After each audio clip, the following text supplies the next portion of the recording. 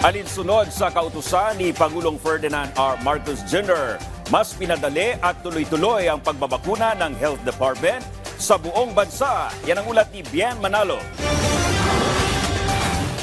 Kasama ang kanyang mga apo, matyagang pumila si Nanay Mika sa libreng bakunahan sa kanilang lugar sa Binondo, Maynila.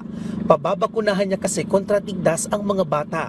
Nababahala siya sa kanilang kalusugan, lalo pa at iba't ibang sakit ang naglipa na sa kasalukuyan. Malaking tulong po sa kanila yun sa tigdas.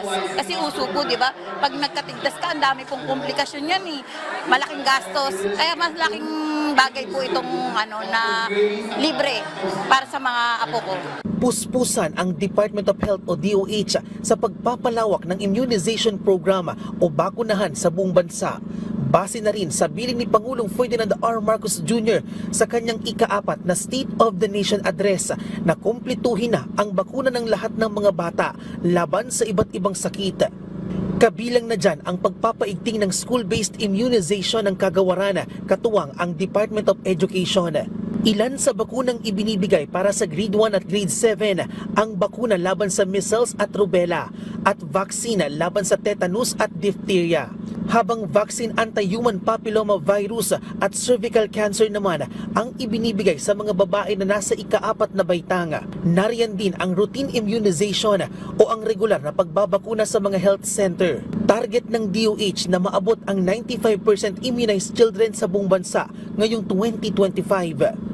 So this vaccination will happen with the help of local government, civil society, pati military and private sector para lahat ng bata kailangan mabakunahan.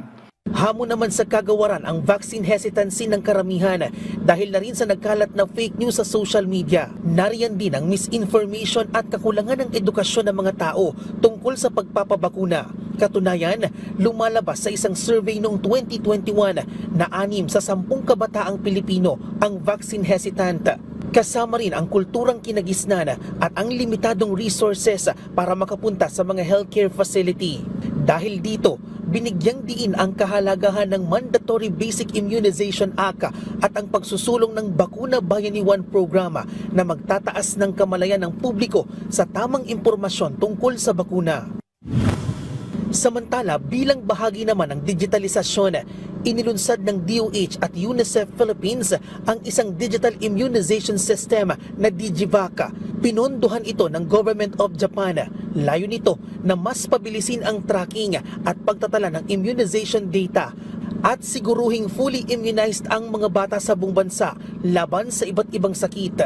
DigiVac stands not only as a platform, but as a promise of a more connected, more responsive, and more equitable immunization delivery system.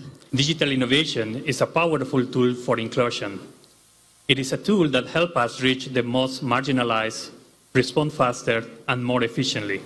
Nakatakdang i-deploy ang DigiVac sa 13 lokal na pamahalaan sa iba't ibang bahagi ng Pilipinas.